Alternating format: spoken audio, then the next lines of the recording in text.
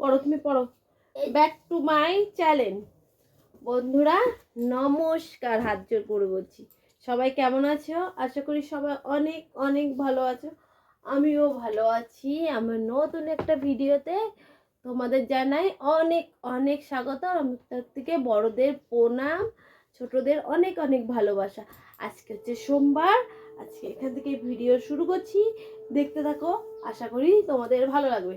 সকালে উঠে আর বাসি কাজ তোমাদের সাথে কিছুই শেয়ার করলাম না। এর পরবর্তীকালে যে যে কাজ করছি, কি করছি না করছি সব শেয়ার করব। আজকে ছেলের বাংলা পরীক্ষা, ওর পাশে একটু বসলাম, ওর পড়াগুলো একটু দেখিয়ে দিই। তারপরে হচ্ছে মাকে বললাম তুমি সকালের ভাতটা বসিয়ে দাও শাশুড়ি মাকে, ওকে খাইয়ে তারপর যাবো স্কুলে দিতে, বুঝেছো? আর ঘুম থেকে উঠে মাথাটা আশ্রয় নিয়ে পুরো জ্বর পাকিয়ে গেছে। তারপরে ভিডিও সেই শনিবারে ভিডিও করেছি, সেই ভিডিওটা এডিট করলাম, আপলোড করলাম, বুঝলা?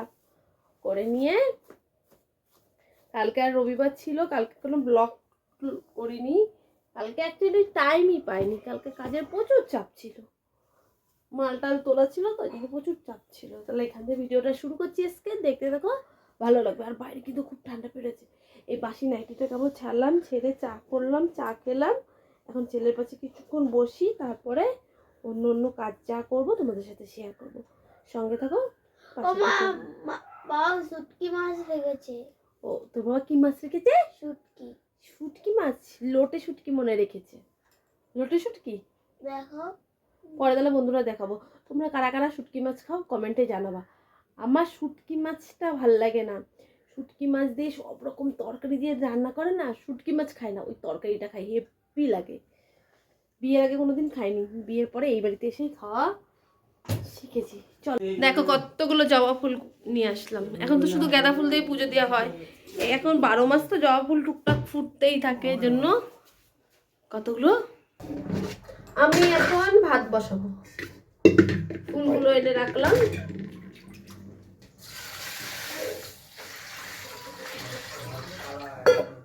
মাকে বলেছিলাম ভাত বসাতে, মা এক জায়গায় গেল, তা আমি বসিয়ে দিই। ভাত আর তরকারি আছে, সেগুলো গরম করি।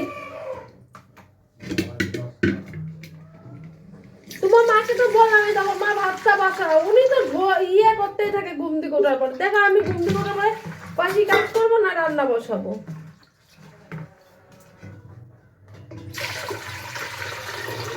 উঠলাম, ঘর ঝাড় দিলাম, বাসন মাজলাম, ঠাকুর বাসন মাজলাম, চা করলাম।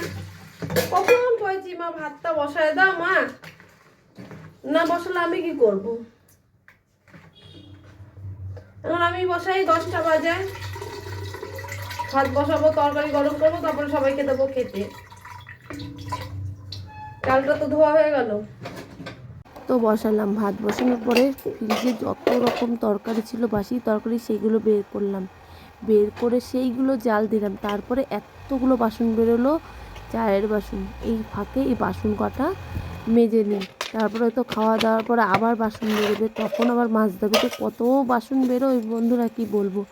আর একা একা কাজ করতে না সত্যি খুব কষ্ট হয়, কেউ যদি হেল্প করে দেয় না একটু সুবিধা হয় কাজের। আর আমাদের বাড়িতে কাজের প্রচুর চাপ, জানো না, প্রচুর চাপ। এই তুলো নিতে আসে, এই তুলো দিই, এই সংসারের কাজ করি, এই ব্যবসার কাজ করি, এই করতে করতে আমার টাইম চলে যায়।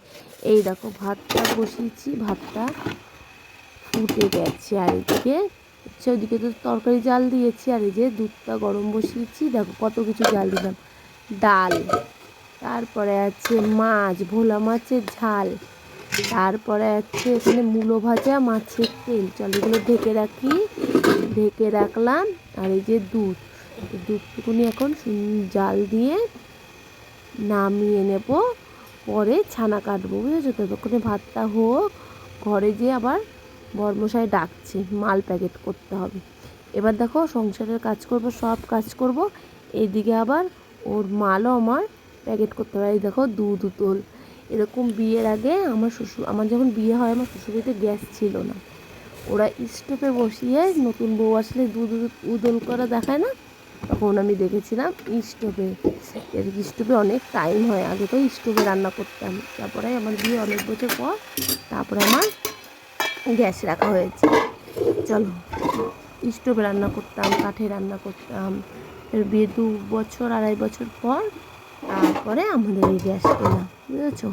গ্যাসটা ভাতটা এখন উপর দিয়ে নিচ্ছি, উপর দিয়ে চলো এবার বরমশাই ডাকছে, ওর সাথে মালগুলো ঝমঝম করে প্যাকেট করি। তারপরে ছেলেকে, এখনও টাইম হয় নাই, ছেলেকে স্কুলে যাওয়ার জন্য রেডি করতে হবে, ওর আজকে পরীক্ষা আছে। তাই ভাবলাম এই ফাঁকে এই কাজটা কমপ্লিট করে নিই, তারপরে ছেলের পিছনে টাইম দিতে হবে, আবার যেতে হবে ওকে স্কুলে নিয়ে আসতে। দেখি ওর বাবাকে বলবো তুমি যে ওকে দিয়ে আসো, আমি নিয়ে আসবো, তাহলে আমার এদিকে কাজ হয়ে যাবে অনেকটা। সঙ্গে থেকো। হচ্ছে না কেন রে?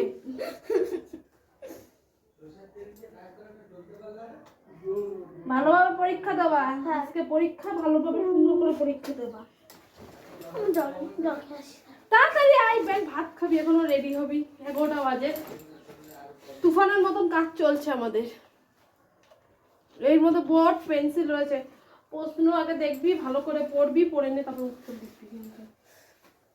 কিন্তু বাবাকে নিয়ে যেতে বলবো। তো বাবাই যাবে, এখন যাবো না। রকেটের মতন যাওয়া হবে।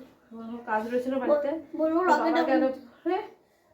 মেয়েদিকে ভাত খাবো, সবাইকে খেতে দেবো, স্নান ঘরটা মুছবো, তারপর স্নান করে পুজো দেবো। এই যে নাপ্তাকে পরীক্ষার জন্য রেডি করছি, আমার পাগলা রে। এখন ভাত খাইয়ে আগে পাঠাবো, চিরুনি নিয়ে ক্রিম নিয়ে। চলো ওকে রেডি করে ওকে খাইয়ে আগে স্কুলে পাঠিয়ে নিই, তারপরে আবার আসছি তোমাদের সামনে।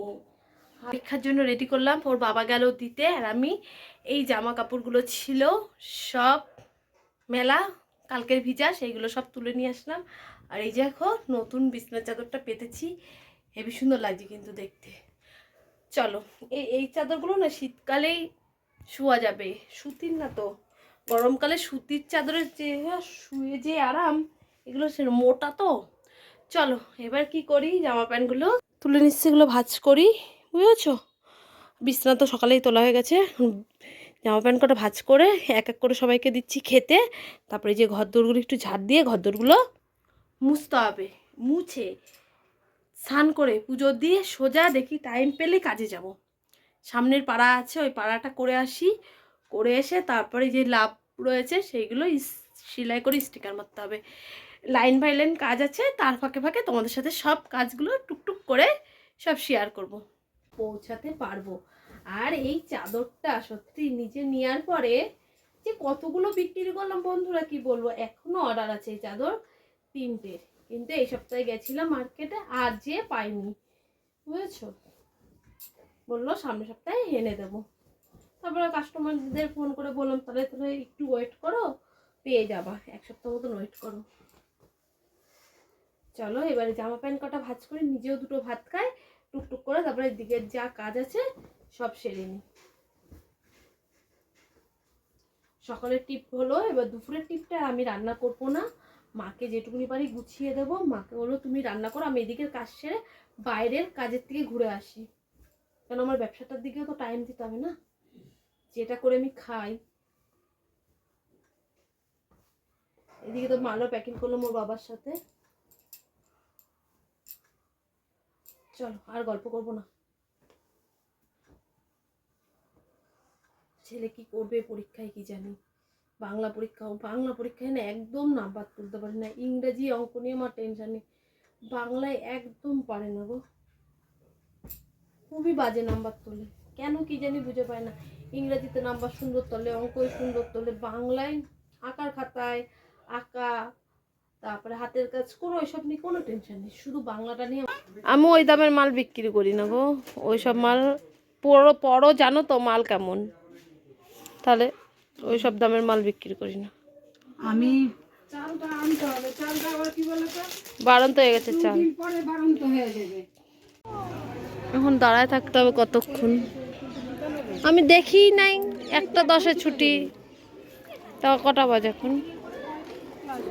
1:45 বাজে, এখন আর 15-20 মিনিট দাঁড়াতে হবে। 1:10 ছুটি। কেমন দিয়েছে বলছে, তো ভালো দিয়েছি। গেছিলাম স্কুলে, স্কুল থেকে নিয়ে আসলাম, এবার স্নান করে পুজো দেবো। 1:15 বাজে, চলো চেঞ্জ করে নিই, চেঞ্জ করে পুজোটা দিয়ে নিই স্নান করে। স্নান করে পুজো দিয়েছি অনেকক্ষণ আগে। পুজো দিয়ে চলে গেছিলাম রোদ্দুরে, একটু দাঁড়িয়েছিলাম। এখন কি করব, ঠাকুরের বাটাগুলো নামিয়ে নেব, বুঝেছো? নামিয়ে এই জায়গাটা একটু গুছিয়ে নিয়ে তারপরে সবাইকে খেতে দেব। এখন বাজে 2:30। কোথাও যে দাঁড়িয়ে একটু গল্প করলেই কাজের 12টা বেজে যায়, বুঝেছো? আর প্রদীপটা ধরিয়ে দিয়ে গেছিলাম, তেলটা পুরো টেনে নিয়েছে। আর প্রদীপটাও গেছে লিবে। তোমরা ভাববা আমি প্রদীপ ধরাইনি, কিন্তু আমি প্রদীপ ধরিয়েছি। তাহলে সঙ্গে থেকো, চলো। এখন ঠাকুরের বাটাটা নামিয়ে একটু পরে দেবো খেতে। এখন তো খাবে না মনে হয়। এ তোরা কি করিস রে ঘরে? এনে নকুনদানা খাবি? এ বুড়িয়া,